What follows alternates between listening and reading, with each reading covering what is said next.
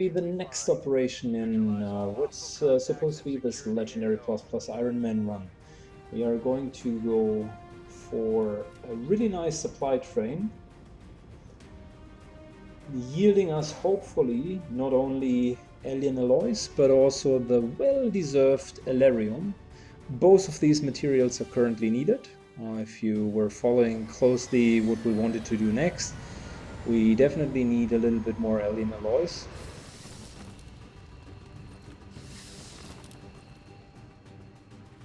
So yeah, you can see that our armor is being upgraded for the majority of our troops, all of them, to be honest. And we do have magnetic weapons, so we're pretty much in the mid-game here. We're pretty much in the mid-game. On top of which, we are also in high ground. That is a very, very decent start. We unfortunately do not have we do not have our ranger with Phantom, so there will be no quote-unquote spotting and afterwards going for squad side kills.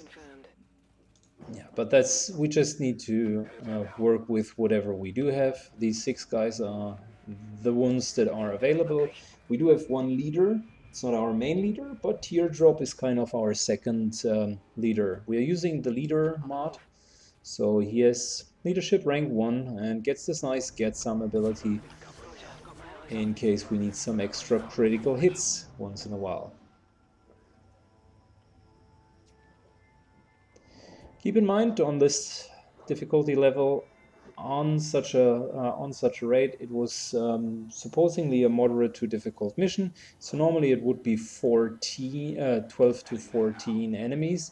We're probably going to end up with 16 to 20, maybe even more.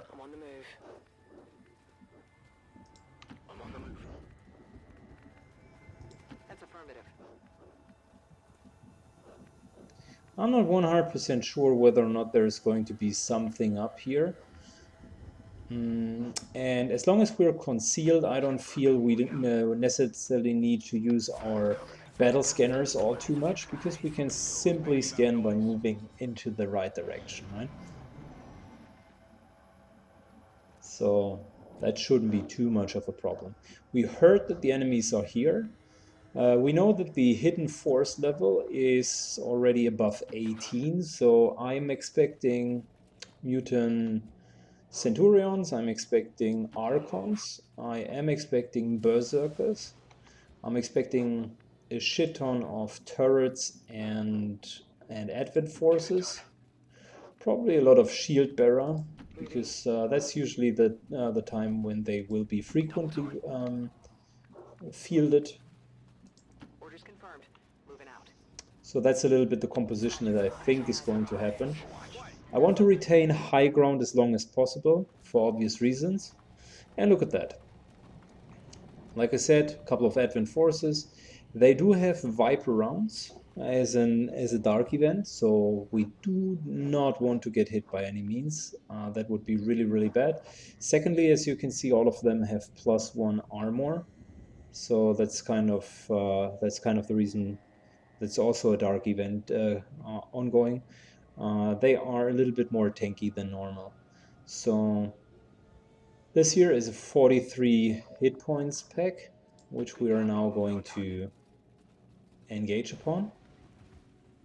But we're definitely not going to engage if there is another pack of mutants, and not only normal mutants, but also mutant centurions.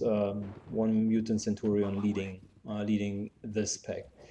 So that pack alone is 3 mutants and a mutant centurion, which would add up for 46 hit points, and all of them do have 2 armor, and the mutant centurion even has more than that. So it's very, very clear that we're not going to engage upon them yet. What we want to do, though, is we want to get into proper position so we can fight them a little bit later.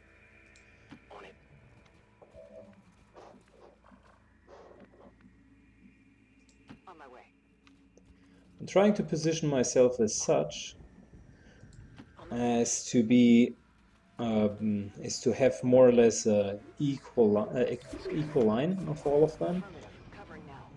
But we do not want to fight against two of these packs at once. Honestly speaking, the mutant pack alone worries me a lot.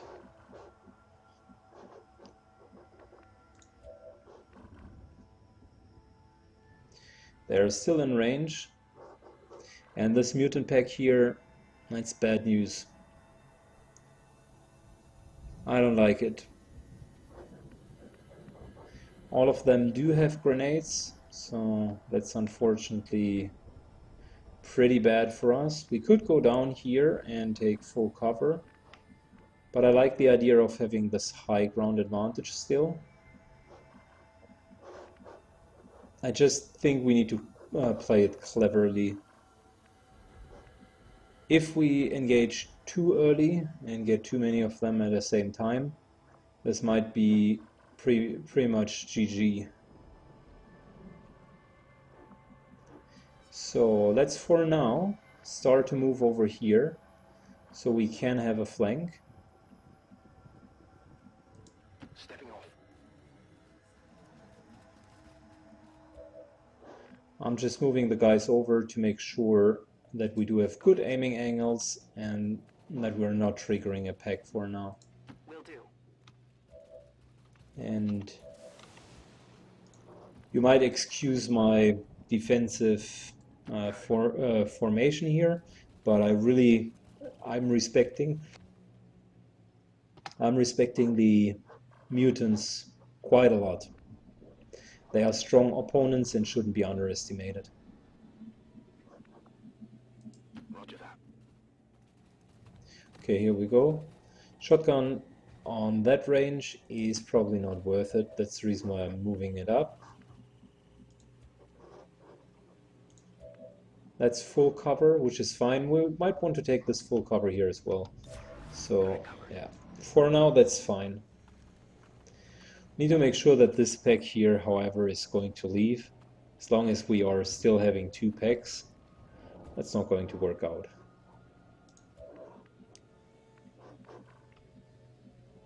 Good, so let's move back into the full cover here. I want to get rid of line of sight of them. We will get into a little bit better position here to have straight aiming angles. Enemy sighted. Yeah, and I was fearing that. Look at that. Lots and lots and lots of enemies. We need to be really careful here, guys. Moving.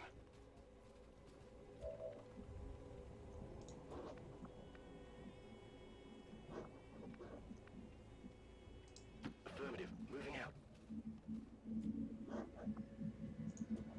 With the wrong positioning, we might as well end up having like even 3 packs at once. Got it covered. And that would be more or less an evac right away.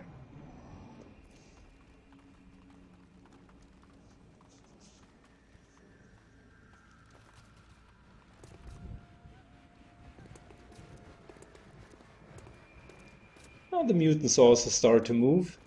That's going to be interesting. Wow, and all of them move together? Really?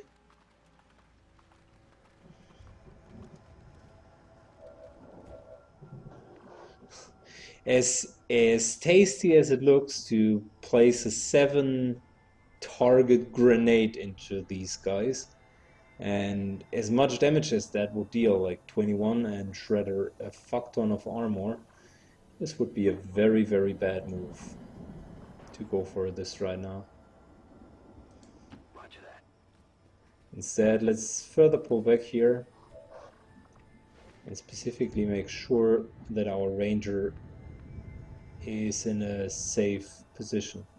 Like this one here can't be revealed from any other location other than going up here, and that would be okay. If he would be revealed there, basically we would start the combat. Affirmative. Covering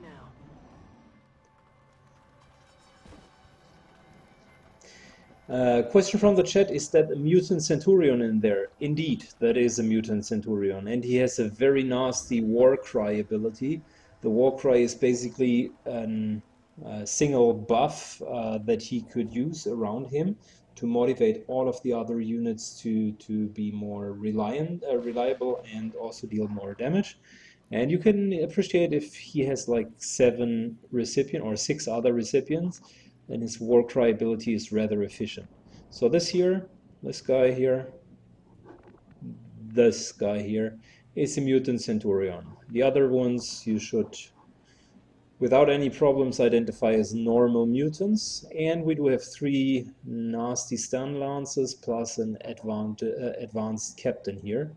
Stun lances themselves are also advanced stun lances. That's the reason why they do have 10 hit points instead of 8. Good. Closing on target position now. I'm moving into full cover, I'm on it. Overwatch. mainly because I have the strong feeling that this is going to blow up any second.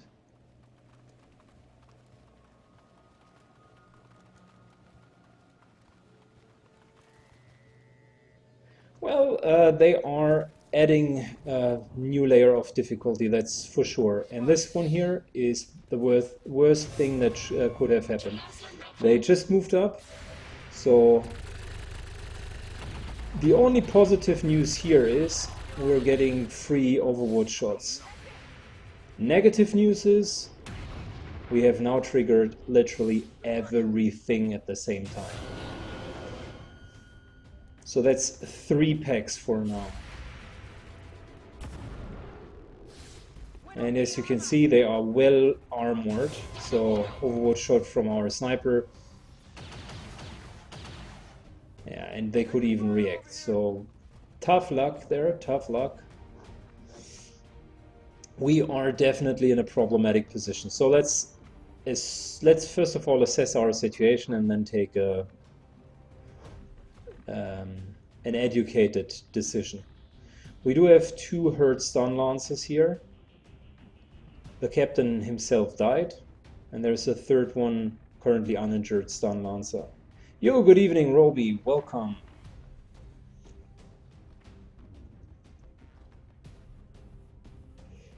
Jordan, yes, that is a mutant commander. So we elaborated on that already. That's a Muton Centurion, to be precise.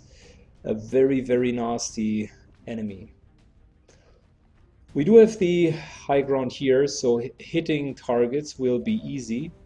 Unfortunately, even with like face-off and a lot of cool abilities, the actual fight might be quite tough. Need to see how we want to proceed here.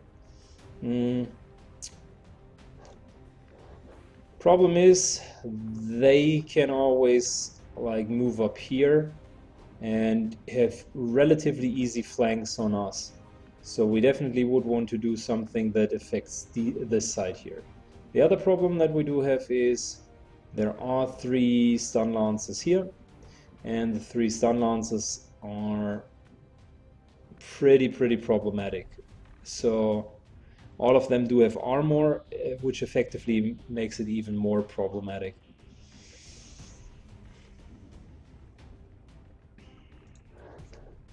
So let's shortly think about it. If we were about to fall back to this side, effectively these guys would need to take an extra move and they wouldn't be as effective. If we move over here, we could ignore quote-unquote 1, 2, 3, 4, 5, 6. There is a 7th one behind here. So we could ignore quite a reasonably large amount of guys. Who's going to place our beacon? Because one thing's for sure, we're not going to go through that without the beacon usage. Definitely not.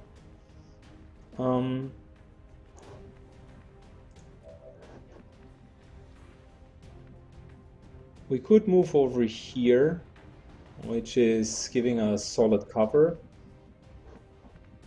Yeah, so the core idea already stands, which is let's move the guys over here, make sure that they are well outside of the range of these guys, and then take a proper interaction. So I think I'm still going to use his grenade, because she's closer to placing a mimic beacon like down here. So all of these will hopefully funnel down here and be in this killing zone. We have the nice advantage of Dopa Desor being in or moving to here. Yeah, well, he has a nice position there for a face-off, which is like ultimately 1, 2, 3, 4, 5, 6, 7 targets, and all of them receive 3 points of damage. But if you like look closer, like these guys here all have 2 armor, so effectively they will only take 1 point of damage, and he's in a super exposed position. So that's a typical case of don't be greedy, play sensibly. And instead we might want to move him here, throw our flashbang grenade here to prevent them from using their grenades themselves, and also slowing their advance a little bit more. I really didn't want to trigger 3 packs. That was very unfortunate. So if we start here, we could get rid of 2, or we could get rid of these 2. Mainly they are pretty well distributed. So this here is very much okay for us.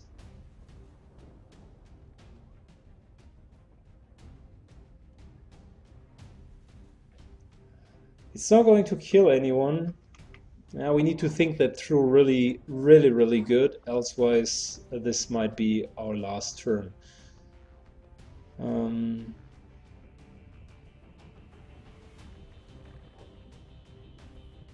If we move straight here, there's still going to be a firing line from here to there.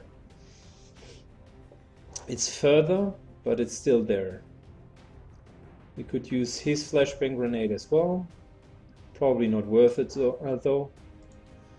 She's in a good position. Let's take a look at her targets. It's basically the shield bearer, the advent officer. Yeah. And if we rapid fire, it would be the shield bearer as our main target. Maybe we even get it down.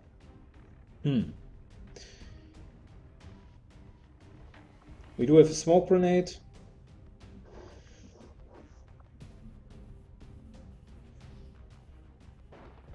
I'm thinking about a second option here, guys, which is falling back even further. The question is it sensible? Because these guys here will be full movement, plus stun lances can reach you even if you fall, if you fell back significantly, and that's probably not worth it. I was just thinking about double moving these guys here because I really don't like their positioning up here. It's way too many guys here. Pretty bad positioning. We could move here, that's at least full cover against anyone on this side. It is flankable though.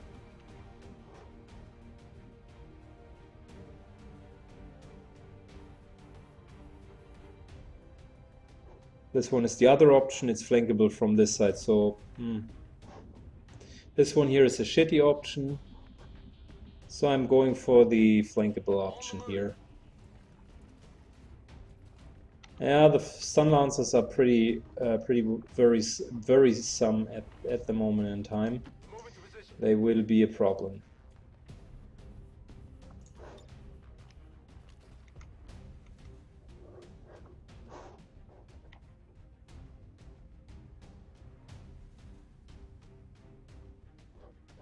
That's one potential flashbang.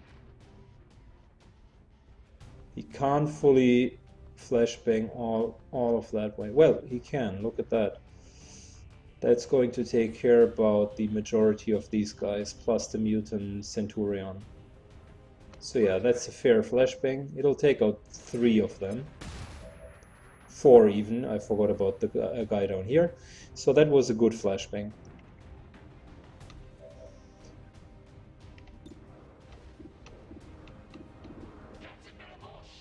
Now we still have the advent officer,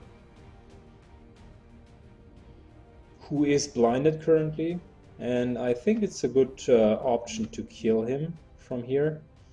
We still want to use the beacon though, so that's definitely going to be a thing. Refufu, our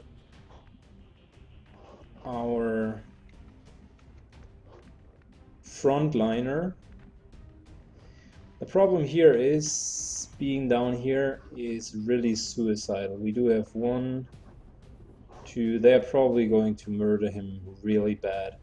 So we can't just stand down there. Although with a shotgun it's really tempting to be down there. If we move up here, it's a pretty shitty position though. The other option is here, which is a flankable position, but maybe debatably better. Debatably better. This one here is taking care, or is starting to take care about the 2 stun lancers down there. That's problematic still.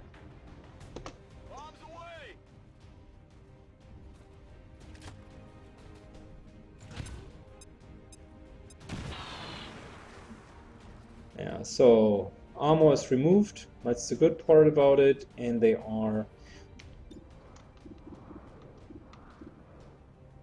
in the open. So let's take the shots. 1 stun lancer down.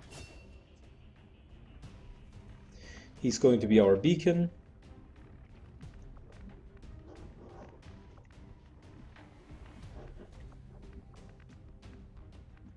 Rafufu could move.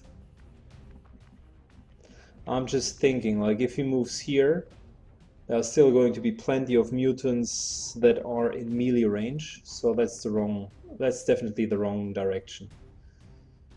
He could move here.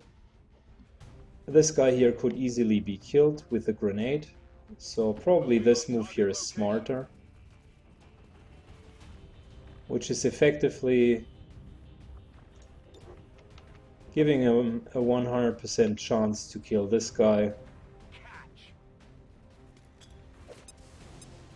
So that's 2 stun lancers down, the captain is down, the remaining stun lancer is at 4 HP.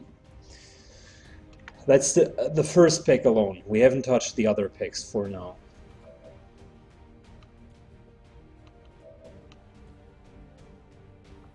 Still have our frag grenades. The frag grenade only has a 20% chance to fully kill this guy here. We definitely would want to take the rapid fire approach and our sidearm.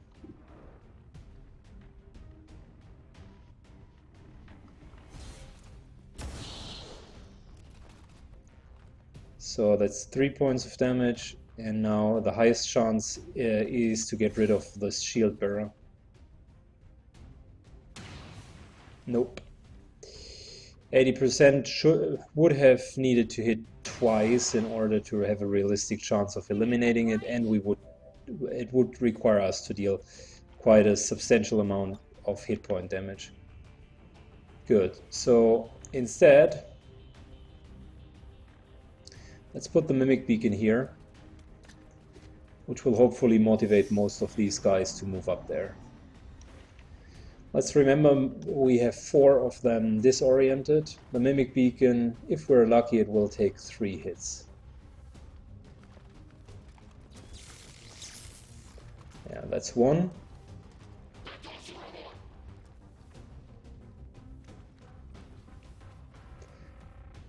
The Muton Centurion is going to shoot.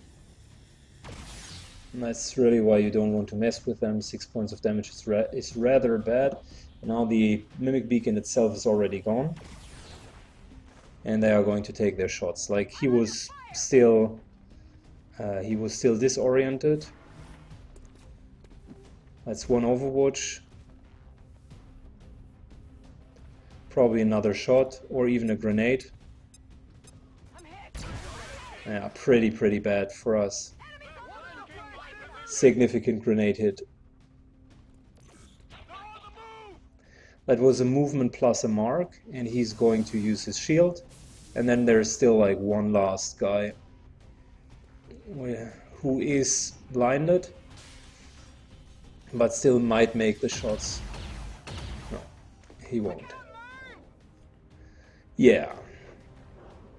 The grenade really sealed the deal for us. We currently have a problem because these, with the 15 points of damage that has just been dealt with the grenade, we are being outgunned, really. And the question is, how far can we retreat in order to still make that one work?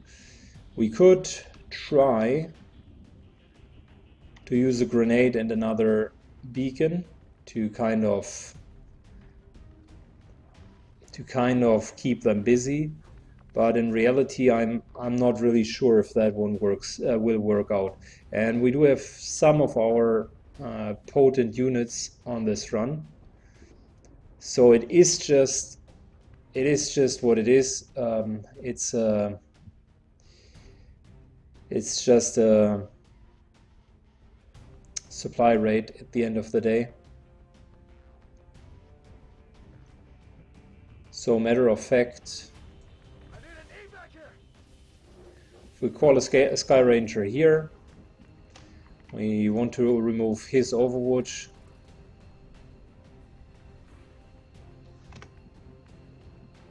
Oh yeah, so she can be evac'd. We want to remove the Overwatch.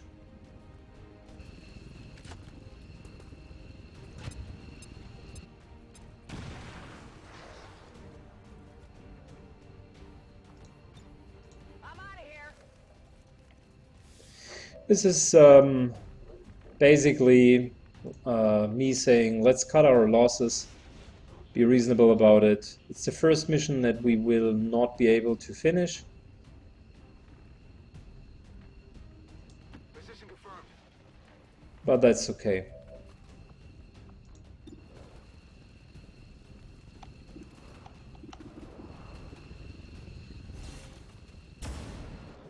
So that's one shot. Let's still take the face off here.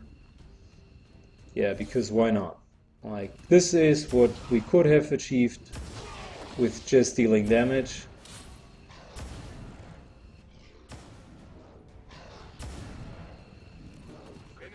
Couple of nice hit point shots. Not going to deny it. That's really good.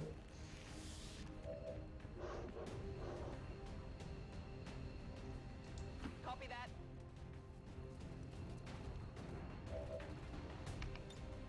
Evac confirmed.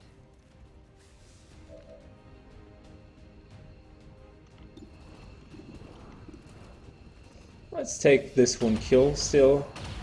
Yeah. Kill confirmed. He even got a promotion, although he's probably going to end up in the sickbay for now. Alright, and maybe if we're lucky we still get that Muton here on top. No, we're not. So yeah, unfortunately guys, we got ambushed quite good from the AI. Look at that, even if I would have hit the last shot, we still have 3 more mutants here, right? We do have one on top, the shield bearer and him. Effectively these guys still have grenades, so yeah, that wouldn't have worked out, let's be honest. Adjusting aim. Run dry on ammo. I'm out of here. All surviving XCOM operatives are secure. Firebrand returning. You need to judge what the upside and what the downside is. The upside here for us would have been 120 supplies, approximately 30 to 60 alloys and 30 to 60 Elarium, plus a couple more kills and a little bit of loot. Our guys currently, in terms of value, are worth 200 to 500 supplies per soldier. So being threatened to lose one of these guys, only one of them, kind of already spoils the whole mission. And I think that the downside was just too enormous. We're not under time pressure. The supply rate is completely optional. Supply rates are usually quite hard, and I've seen a lot of guys fail at them. Our first supply rate was successful, and we could have done that one here as well. The major problem was we were engaged with 3 packs at once. So yeah, we still got 3 promotions. Our cleric got himself Rupture. A Rupture shot deals critical damage and ensures that the target takes another 3 points of damage from all other sources. That's quite nice. That's quite nice. I like it.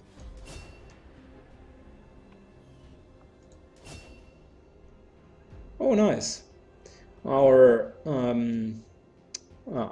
Grenadier got Ever Vigilant. If you spend all of your actions on moves, you automatically gain an Overwatch at the end, which is fine. We probably need to retrain Demolition because I don't like it very much, but for now additional grenades are good. And even our rookie scout, ranger rather, is being promoted.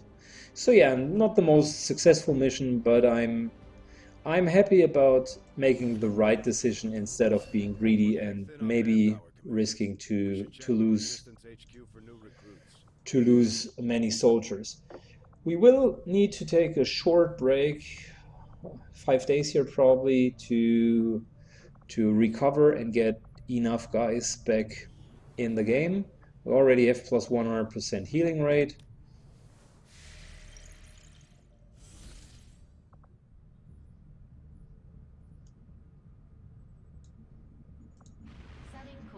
So let's hope that there's like not immediately a new mission, because that might mean we will have a little bit of a problem. New income is higher than before, perfect. But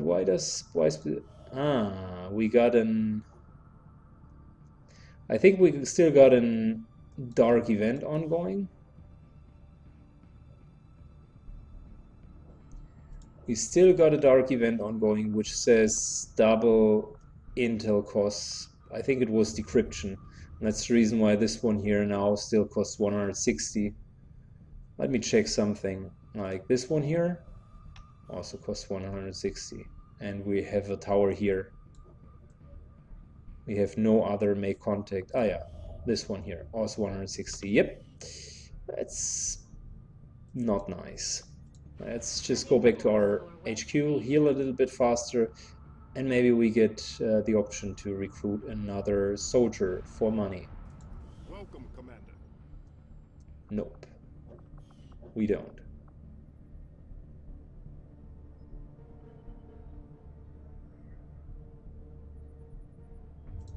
Avenger plotting new course. Since the healing rates didn't stack, at least they did not do the last time we tried it, we are now simply going to scan to reduce the cost for new contact. We got ourselves a new soldier. That is Ronan McKay. He's nearly looking like Roby. Like, what the fuck? Since when are random characters looking like long-term streaming viewers? That shouldn't have happened. Good. Let's take a look. Do we still have recruits? No, we don't. But the status of our available personnel is we do have 4 sharpshooters, a grenadier and a ranger. That's definitely going to be an interesting mission if I need to use these, because we don't have a specialist. All of them are wounded. Oh no, we can get Wangstra if we so desire. But I really want him to finish his damn training for once.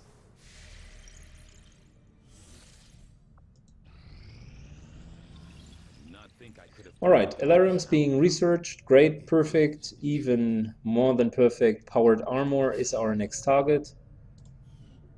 There's unfortunately the requirement to have alloys and damned crystals. So instead, let's get ourselves some more intel by decrypting the datapad. Don't want to do the autopsies now because they don't really add some new content. Priority message coming through, Commander. And there's our new income. Plus, we get new potential staff. I think Lieutenant Just Chrome is going to be one of the potential guys that we could get. Look at that. Guaranteed reinforcements. That's basically saying bonus XP. Again, armor. That wasn't too bad. So we're probably going for the hidden event. Let's go for the supplies.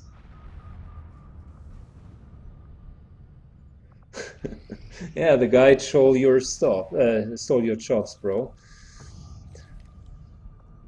Good. So Setting course for the West Asian corridor. Welcome, Commander. we could get ourselves a lieutenant.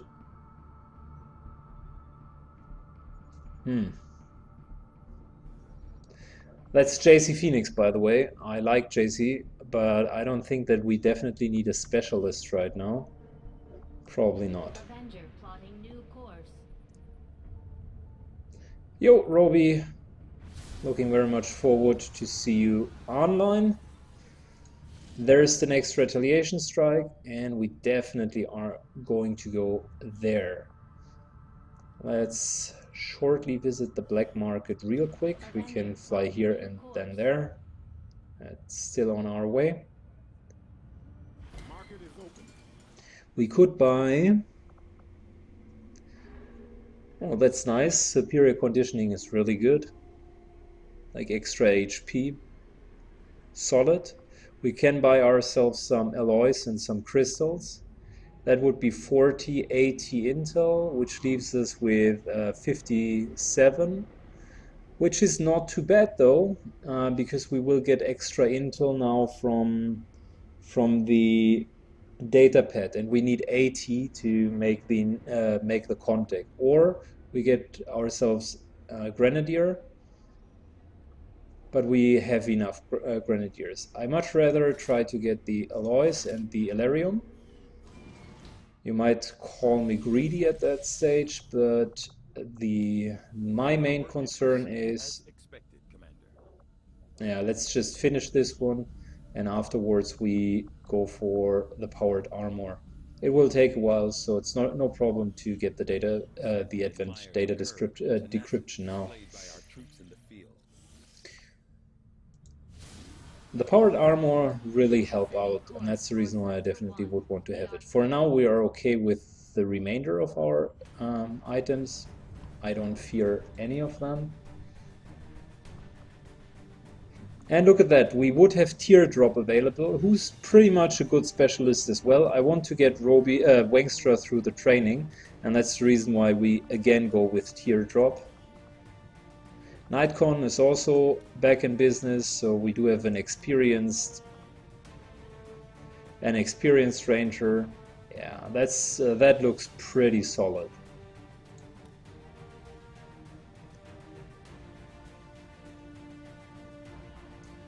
Duchess is also back in business. Good lord, that's a good team. I like it. Sniper. We definitely need a little bit more Grenadiers. How many Grenadiers are available? Like only one?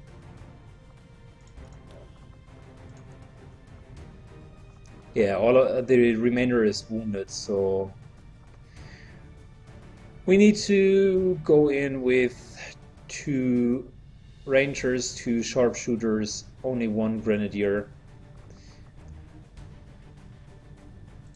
For now, let's take the second beacon here. That's fine. We have beacon, lots of explosives. We have our healing. We do have the flashbangs.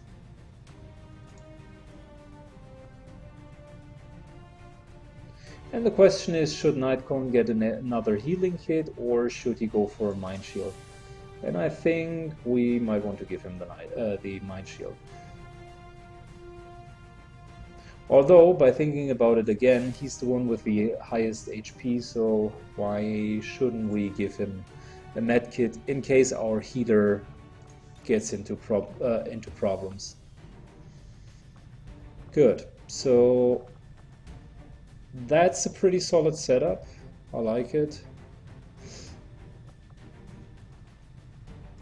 Let's go.